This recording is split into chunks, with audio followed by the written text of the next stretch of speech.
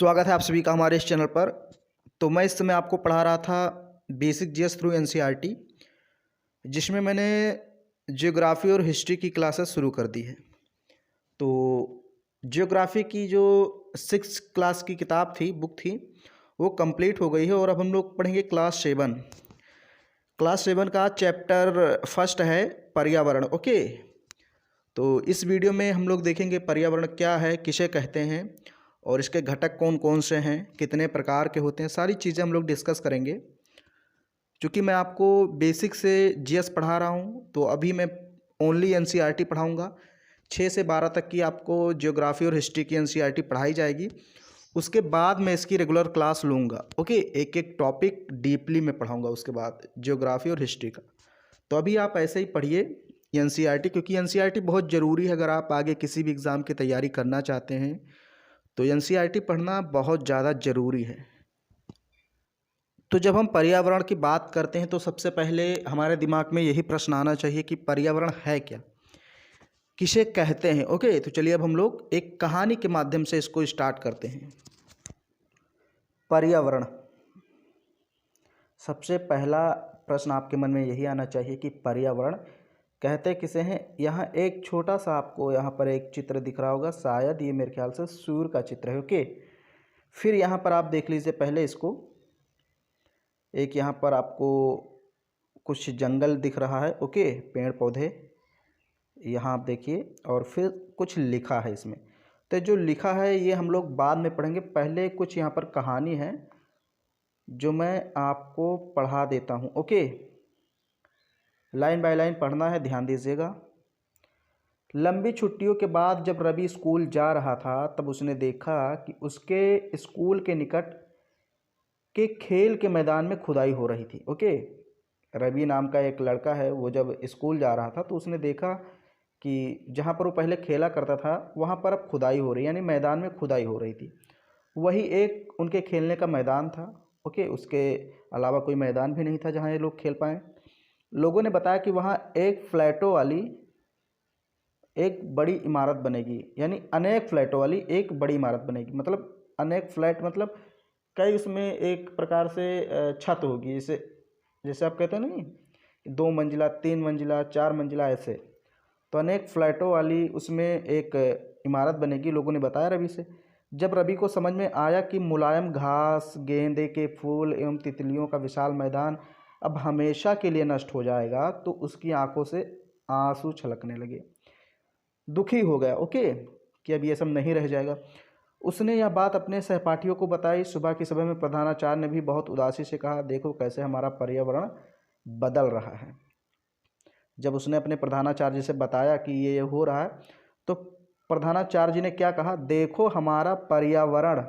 अब यही आपको पढ़ना है, देखो हमारा पर्यावरण कैसे बदल रहा है। अब सारे बच्चे कंफ्यूज हो गए, पर्यावरण है क्या। एक बच्चे ने पूछ भी लिया। देखिए, कक्षा में पहुंचकर रवि ने अपने शिक्षक से पूछा, पर्यावरण क्या है। ओके, तो शिक्षक ने क्या बताया, जो कुछ भी अपने आसपास देखते हो, जो कुछ भी अपने आसपास देखते हैं वो सब क्या है, पर्यावरण है, ये शिक्षक ने बताया। मतलब जैसे आप पेड़ पौधे देखते हैं आसपास, घास देखते हैं, इवन आप इंसान को देखते हैं। ओके, सड़कें देखते हैं, नदियाँ देखते हैं, ये सब क्या है, पर्यावरण। जो कुछ भी आप आसपास देखते हैं, यहाँ तक कि आपके घर के आसपास जो चारों दीवारें हैं, जो भी वस्तुएं रखी हुई हैं, ओके, वो सब क्या है, पर्यावरण है। फिर यहाँ देखिए, अब रवि क्या कहने लगा, जब टीचर ने उसको बताया कि पर्यावरण किसे कहते हैं, तो फिर रवि के मन में सवाल आया। रवि कहने लगा, इसका अर्थ है स्कूल, भवन, मेज, कक्षा में रखी कुर्सियाँ, यहाँ तक कि खुला मैदान, सड़क, कूड़ा करकट, मेरे दोस्त, ये सब हमारे पर्यावरण के अंग हैं। शिक्षक ने कहा, बिल्कुल सही, हाँ बिल्कुल बिल्कुल, ये सब पर्यावरण के एक अंग है। ओके, यानी पर्यावरण ही है। लेकिन जरा रुको, कुछ वस्तुओं का निर्माण प्रकृति ने किया है, जैसे पर्वत, नदियाँ, पेड़, प्राणी, जबकि अन्य का निर्माण मानव ने किया, जैसे सड़क, कार, कपड़े, किताब। तो अब आपको यहाँ समझ जाना चाहिए कि हाँ, अब ये 2 प्रकार आपको बता दिया है कि पर्यावरण के 2 प्रकार यहाँ पर उसने डिस्कस कर दिया। एक तो मानवीय पर्यावरण, अभी आगे हम लोग पढ़ेंगे, लेकिन यहाँ पहले थोड़ा सा आपको संकेत दे रहा है। सड़क, कार, कपड़े, किताब, जिसका निर्माण, जिन वस्तुओं का निर्माण, जिन चीज़ों का निर्माण मानव ने किया वे मानवीय पर्यावरण या मानव निर्मित पर्यावरण कह सकते हैं। और जिनका निर्माण प्रकृति ने किया यानी अपने आप हो गया, जिनका निर्माण जैसे पर्वत, नदियाँ, पेड़ पौधे, तो ये प्राकृतिक पर्यावरण है। तो यहाँ बस आपको थोड़ा सा भी वो बता रहा है। अब यहाँ देखिए कह रहा है कि अब दो दो छात्र मिलकर कार्य कीजिए, अपने निकट बैठे सहपाठी के साथ मिलकर प्रकृति एवं मानव निर्मित वस्तुओं की सूची बनाइए। मतलब बताइए, सूची बनाइए कि कौन कौन से चीज़ें प्रकृति ने बनाई है, कौन कौन सी चीज़ें मनुष्य ने बनाई, सब आप सूची बनाइए दोनों की अलग अलग। फिर है यहाँ पर और थोड़ा सा पढ़ लेते हैं, उसके बाद मैं आपको ऊपर वाला पढ़ाता हूँ। रवि, परमजीत, जस्सी, मुस्तफ़ा, आशा सभी यह सूची बनाने के लिए उत्सुक थे। इकबाल ने पूछा, हमारा पर्यावरण बदल क्यों रहा है? शिक्षक ने उत्तर दिया, ऐसी हमारी ज़रूरतों के कारण हो रहा है, ये दिन प्रतिदिन बढ़ती जा रही। क्या दिन प्रतिदिन बढ़ती जा रही? ज़रूरतें। ओके, ज़रूरतें दिन प्रतिदिन बढ़ती ही जा रही। जैसे जैसे जनसंख्या बढ़ेगी, डेवलपमेंट होगा, जनसंख्या बढ़ेगी तो भाई सब कुछ बदलेगा। जनसंख्या बढ़ेगी तो खाने पीने की चीज़ें बढ़ानी पड़ेंगी, अनेक अनेक तरह के उपाय किए जाएंगे कि जनसंख्या का भरण पोषण कैसे हो। तो पेड़ पौधे कटेंगे, बिल्डिंगें बनेंगी रहने के लिए, इमारतें बनेंगी, होटल बनेंगे, सड़कें बनेंगी, बहुत सारी चीज़ें बनेंगी। फिर यहाँ पर इसको हम लोग पढ़ लेते हैं जो मैंने छोड़ दिया था। देखिए, पर्यावरण हमारे जीवन का मूल आधार है। ओके, हमारे जीवन का मूल आधार है। यह हमें सांस लेने के लिए हवा, पीने के लिए पानी, खाने के लिए भोजन एवं रहने के लिए भूमि प्रदान करता है। तो सब कुछ हमें पर्यावरण से ही मिलता है। मानव इस प्राकृतिक पर्यावरण में कैसे परिवर्तन करता है? देखिए यहाँ पर है, कार का धुआं वायु को प्रदूषित करता है, पानी को पात्र में एकत्रित किया जाता है, भोजन को बर्तनों में परोसा जाता है और भूमि पर कारखानों का निर्माण होता है। मानव कार, मिल, कारखानों एवं बर्तनों का निर्माण करता है। इस प्रकार से मानव प्राकृतिक पर्यावरण में परिवर्तन कर रहा है। ओके, तो जहाँ पहले जंगल थे वहाँ अब फैक्ट्रियाँ, मिल, कारखाने, उद्योग धंधे ये सब लग गए। तो धीरे धीरे क्या हो रहा है, जो प्राकृतिक पर्यावरण है वो मानव निर्मित पर्यावरण में बदल रहा है। आप देखेंगे जहाँ पर पहले खेत थे या बहुत ज़्यादा जंगल था, पेड़ पौधे लगे थे, अब उन जंगलों को साफ करके वहाँ पर फैक्ट्री लगा दी गई, कारखाना लगा दिया गया, वहाँ से सड़कें बनाई जा रही हैं, पहाड़ों को काट कर सड़कें बनाई जा रही हैं, रेल मार्ग का निर्माण किया जा रहा है। तो क्या हो रहा, हमारे पर्यावरण में परिवर्तन हो रहा है। तो अब आपको समझ में आ गया होगा कि पर्यावरण है क्या, एक बेसिक कॉन्सेप्ट आपके दिमाग में फीड हो गया होगा। फिर आगे देखते हैं। ये देखिए यहाँ पर बहुत ही अच्छा दिया हुआ है। ये देखिए पर्यावरण के घटक, तो ये चीज़ें आपको जाननी चाहिए और इसको मैं ऊपर लेकर जाता हूँ। 1 मिनट, ये जा नहीं रहा है। हाँ अब सही है। तो ये देखिए, सबसे पहले तो ये आप देखिए पर्यावरण के घटक हैं। ओके, अब कौन कौन से घटक हैं? ये सब क्या हैं? घटक हैं पर्यावरण के। यहाँ पर बेसिकली आपको 2 प्रकार के पर्यावरण बताए गए हैं। देखिए अभी, एक तो प्राकृतिक पर्यावरण, एक मानव निर्मित पर्यावरण। तो यहाँ देखिए ये जो प्राकृतिक पर्यावरण है ये है जलमंडल, यानी कि पूरा का पूरा जलीय भाग, क्योंकि जल का निर्माण तो मानव ने किया नहीं, वो तो पहले से ही था। फिर यहाँ देखिए वायुमंडल, स्थल मंडल और सजीव मंडल, यानी जीव मंडल, जैव मंडल आप कह सकते हैं, जीव मंडल कह लीजिए या सजीव मंडल कहिए, जहाँ पर तीनों मंडल आकर के मिल जाते हैं। जल, वायु, स्थल, जहाँ पर तीनों मिलते हैं वो मंडल हो जाता है जैव मंडल। तो इनका निर्माण प्रकृति ने किया है, इसलिए सब प्राकृतिक वातावरण के घटक हैं, पर्यावरण के घटक हैं। फिर यहाँ पर एक चीज़ और है, देखिए मानव निर्मित। अब इनका निर्माण चूँकि मानव ने किया है, चाहे इमारत हो, पार्क हो, पुल हो, सड़क हो, या फिर आप यहाँ बात कर लें, ये देखिए नीचे उद्योग है और स्मारक हैं, तो इन सभी का निर्माण मानव ने किया है। तो ये मानवीय पर्यावरण है या मानव निर्मित पर्यावरण है। ओके, तो है तो ये भी पर्यावरण के घटक ही। फिर यहाँ देखिए मानव ने और क्या क्या निर्मित किया है, यहाँ थोड़ा सा और उसने दिखाया, डिफाइन किया है। एक व्यक्ति, ये क्या है? ये भी एक पर्यावरण है। यहाँ पर 3 प्रकार के पर्यावरण की बात की गई है। ओके, ये नीचे था तो मैं आपको नहीं दिखा पाया, अब यहाँ पर स्पष्ट हो रहा है। कि 3 प्रकार के पर्यावरण, अभी तक मैंने 2 ही बताया था, प्राकृतिक, मानव निर्मित और एक मानव भी खुद पर्यावरण का एक अंग है। मानव निर्मित वस्तुएं तो है ही, मानव भी पर्यावरण का अंग है। अब मानव कैसे है, क्योंकि ये देखिए एक व्यक्ति, ये क्या है, पर्यावरण का अंग है। मैंने क्या बताया था शुरुआत में कि जो कुछ भी हमारे चारों तरफ है सब कुछ पर्यावरण है।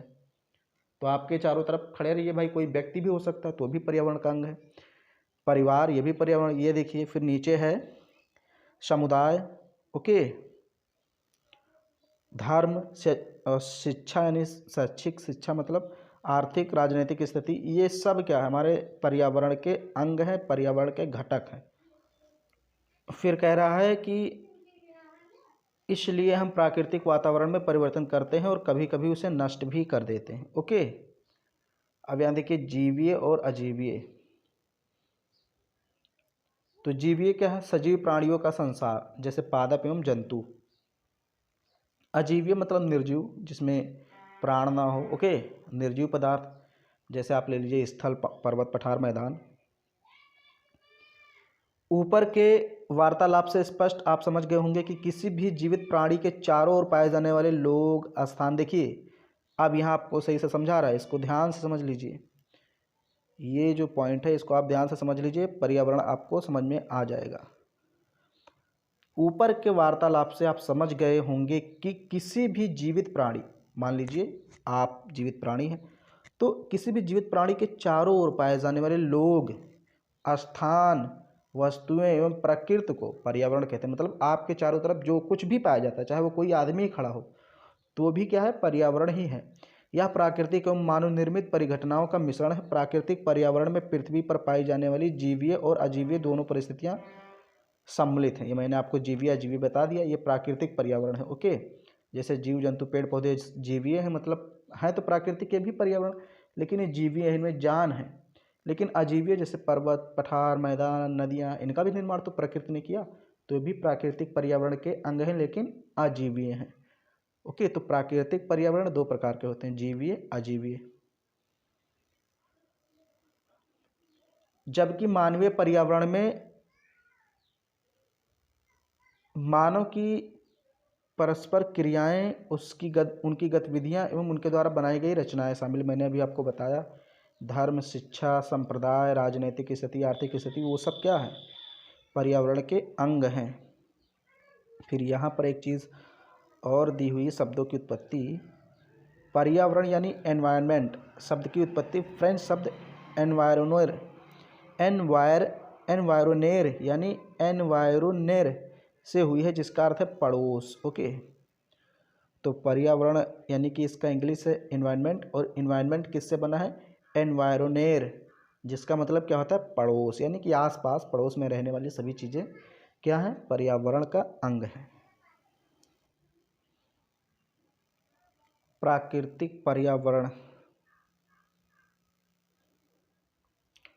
भूमि, जल, वायु, पेड़ पौधे एवं जंतु मिलकर प्राकृतिक पर्यावरण बनाते हैं।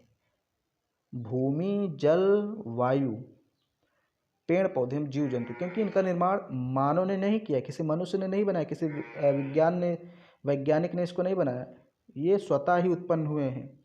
भूमि, जल, वायु, पेड़ पौधे, जीव जंतु, तो इसलिए इसको प्राकृतिक पर्यावरण कहते हैं। स्थल मंडल, जल मंडल, वायुमंडल एवं जैव मंडल से पहले आप परिचित होंगे, यानी कि मैंने आपको पढ़ाया है क्लास 6 में। ओके, जैव मंडल क्या है, वायुमंडल, थल मंडल, जल मंडल, ये सब कुछ मैंने पढ़ा दिया है।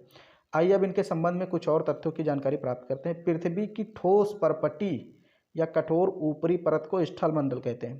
तो स्थल मंडल क्या है, जो पृथ्वी की ऊपरी परत है, ठोस, जो कि ठोस है, चट्टानों से युक्त है, उसको स्थल मंडल कहते हैं। यह चट्टानों एवं खनिजों से बना है। ओके, एवं मिट्टी की पतली परत से ढका हुआ है। ये पहाड़, पठार, मैदान, घाटी आदि जैसे विभिन्न स्थलाकृतियाँ वाला विषम धरातल होता है। ये स्थलाकृतियाँ महाद्वीपों के अलावा महासागर की सतह पर भी पाई जाती हैं। ओके, ये जो भूमि देखते हैं आप, ये जो लैंड है, यानी कि पर्वत, पठार, मैदान, ये सब ऐसा नहीं कि बस स्थल भाग पर ही पाया जाता है। कभी आप जल के अंदर जाइए, यानी महासागरों के अंदर जाइए, मान लीजिए कि ये आपका क्या है, यहाँ पर मान लेते हैं कि ये जल है। ओके, ऐसे जल है, तो इसके अंदर भी पर्वत पठार पाए जाते हैं, आपने देखा होगा इसके अंदर भी पर्वत पठार पाए जाते हैं। ऐसे ऐसे ऊबड़ खाबड़ जल की जो नीचे की सतह है वो एक समान नहीं रहती है, कहीं ऊबड़ खाबड़ ऐसे जल के अंदर रहेगा, महासागरों के अंदर। तो अंदर भी क्या पाया जाता है, पर्वत पठार मैदान अंदर भी पाया जाता है। फिर यहाँ पर कह रहा कि स्थल मंडल का वह क्षेत्र है जो हमें वन, कृषि एवं मानव वस्तुओं के लिए भूमि, पशुओं को चराने के लिए घास स्थल प्रदान करता है। ओके, यह खनिज संपदा को भी प्रदान करता है, यानी उसका भी एक स्रोत है। तो स्थल मंडल क्या है भाई, स्थल मंडल वह क्षेत्र है जो हमें वन, कृषि एवं मानव बस्ती बसाने के लिए भूमि देता है, यानी भूमि मतलब लैंड, पशुओं को चरने के लिए घास स्थल प्रदान करता है। तो वही चीज़ क्या है, स्थल मंडल, मैंने आपको बताया। फिर यहाँ पर आओ कुछ करके सीखें। देखिए अपने आसपास के स्थल को देखिए और आपके पड़ोस में भूमि का उपयोग किस प्रकार हो रहा है उसकी सूची बनाए। तो बताइए भूमि का उपयोग कैसे हो रहा है, ये तो आप कर ही सकते हैं। फिर आओ कुछ करके सीखें। अपने घर में, स्कूल में आप जो पानी उपयोग करते हैं वह कहाँ से आता है। हमारे दैनिक जीवन में पानी के विभिन्न उपयोगों की सूची बनाई। क्या आपने किसी को पानी व्यर्थ करते देखा? बहुत लोग को देखा, आपने देखा होगा बहुत ज़्यादा पानी का व्यर्थ कर रहे हैं लोग। अब ये देखिए, ये चीज़ देखिए, 1 मिनट, ये देखिए जो चीज़ मैंने आपको शुरुआत में बताई उसको यहाँ पर समझाया गया है। ये है वायुमंडल, ओके, और ये है जलमंडल और ये है स्थल मंडल। तो जहाँ पर तीनों आके मिल जाते हैं, देखिए इसमें जलमंडल भी है, स्थल मंडल भी है, वायुमंडल भी है, तो इसको बोल दिया जाता है जैवमंडल। जहाँ पर जलमंडल, स्थल मंडल, थल मंडल, सॉरी जलमंडल, स्थल मंडल और वायुमंडल, जहाँ पर तीनों मंडल मिल करके जीवन को संभव बनाते हैं उसको जैवमंडल कहते हैं। ओके, जल के क्षेत्र को जलमंडल कहते हैं। यह जल के विभिन्न स्रोतों जैसे नदी, झील, समुद्र, महासागर जैसे विभिन्न जलाशयों से मिलकर बनता है। यह सभी प्राणियों के लिए आवश्यक है। जल ही ना हो तो कोई कैसे जीवित रहेगा, तो आवश्यक है ही। फिर है पृथ्वी के चारों ओर फैली हुई वायु की पतली परत को वायुमंडल कहते हैं। पृथ्वी का गुरुत्वाकर्षण बल अपने चारों ओर के वायुमंडल को थामे रखता है। यह सूर्य की झुलसाने वाली गर्मियों में हानिकारक किरणों से हमारी रक्षा करता है। ओके, अगर ये जो वायुमंडल है ये ना होता तो सूर्य की इतनी अधिक मात्रा में यहाँ पर किरणें पहुँचती कि हम लोग झुलस जाते, और ऐसी खतरनाक किरणें पहुँचती, पराबैंगनी किरणें, कि हमारा अंत ही हो जाता। लेकिन ये वायुमंडल बहुत एक सुरक्षा कवच हम लोग को प्रदान कर देता है। इसमें कई प्रकार की गैसें हैं। वायुमंडल में हमारे कई प्रकार की गैसें हैं, कई प्रकार की गैस, धूल, कण, जलवाष्प उपस्थित हैं। वायुमंडल में परिवर्तन होने से मौसम एवं जलवायु में परिवर्तन होता है। ओके, तो मौसम जलवायु में कैसे परिवर्तन होता है? जब हमारे वायुमंडल में परिवर्तन होता है। पादप एवं जीव जंतु मिलकर जैवमंडल या सजीव संसार का निर्माण करते हैं। यह पृथ्वी का वह संकीर्ण क्षेत्र है जहाँ स्थल, जल, वायु मिलकर जीवन को संभव बनाते हैं। ये चीज़ मैंने आपको पहले ही बता दी है कि जहाँ पर जलमंडल, वायुमंडल, स्थल मंडल मिलकर जीवन को संभव बनाते हैं उसे जीवमंडल कहते हैं।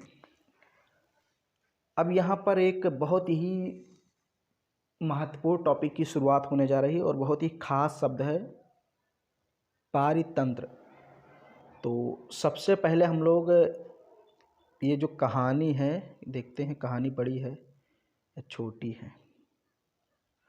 Do you want to bookmark page number 9?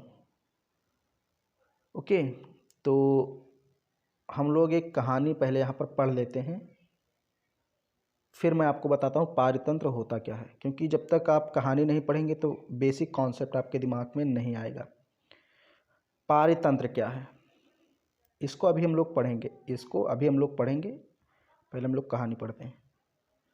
Ravi की कक्षा के एक एनसीसी कैंप में जस्सी ने आश्चर्य से कहा, कितनी मूसलाधार वर्षा हो रही है, इससे मुझे अपना केरल याद आ गया। तुम सबको आकर देखना चाहिए कि कैसे हरे भरे खेतों एवं नारियल के बागानों में लगातार बारिश होती रहती है। तभी जैसलमेर के रहने वाले हीरा ने आश्चर्य से कहा, हमारे यहाँ तो वर्षा ही नहीं होती है। हम तो दूर दूर तक केवल कीकर एवं रेत ही नजर आती है हमें, लेकिन वहाँ ऊँट भी तो मिलते हैं। रवि ने कहा, मतलब एक ने कहा कि हमारे यहाँ काफ़ी वर्षा होती है मूसलाधार, और जैसलमेर के एक बच्चे ने कहा कि हमारे यहाँ तो वर्षा ही नहीं होती। राजस्थान में आप जानते हैं भाई वर्षा बहुत कमी होती है। तो हीरा ने कहा, ऊँट तो मिलेंगी ही, जब तुम हमारे रेगिस्तान आओगे तो तुम्हें सांप, छिपकली एवं अनेक कीट भी देखने को मिलेंगे। यानी जो रेगिस्तान होता है जहाँ पर रेत ही रेत होता है, तो रेत में बहुत सारे जीव जंतु पाए जाते हैं, जहरीले, बिच्छू, सांप, ओके, छिपकली, अनेक कीट। रवि हैरत में पड़ गया। विभिन्न स्थानों पर पाए जाने वाले जीव जंतु एवं वनस्पति लोगों के रहन सहन तौर तरीके इतने भिन्न क्या है? क्या इन सभी का एक दूसरे के साथ संबंध है? ओके, रवि हैरत में पड़ गया कि भाई केरल में पाए जाने वाले जीव जंतु अलग हैं, राजस्थान में पाए जाने वाले अलग हैं, पूर्वोत्तर में पाए जाने वाले अलग हैं, तो क्या इनमें कोई संबंध है? लोगों के रहन सहन में अंतर है, वनस्पतियों में अंतर है।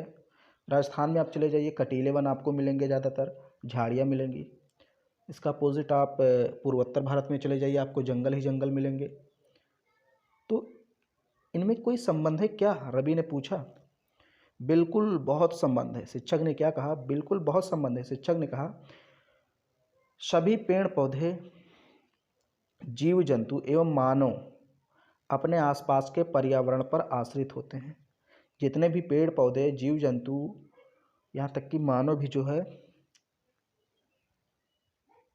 वो अपने आसपास के पर्यावरण पर आश्रित होता है, मतलब निर्भर रहता है। ओके, आसपास का जो पर्यावरण है उसी पर वो निर्भर रहता है। प्रायः वे एक दूसरे पर भी आश्रित हैं। ओके, जो जीव जंतु, मानव है, एक दूसरे पर भी आश्रित हैं। पेड़ पौधे सभी परस्पर एक दूसरे पर आश्रित हैं। जीवधारियों का आपसी एवं अपने आसपास के पर्यावरण के बीच का संबंध ही पारितंत्र का निर्माण करता है। अधिक वर्षा वाले का घास स्थल, रेगिस्तान, पर्वत, झील, नदी, महासागर एवं छोटे से तालमेल का भी एक पारितंत्र हो सकता है। क्या आपको लगता है कि जिस पार्क में रवि एवं उसके मित्र खेलते थे वह भी एक पारितंत्र बनाता था? ओके, तो अब हम लोग थोड़ा सा यहाँ पर पहले पारितंत्र की डेफिनेशन समझ लेते हैं।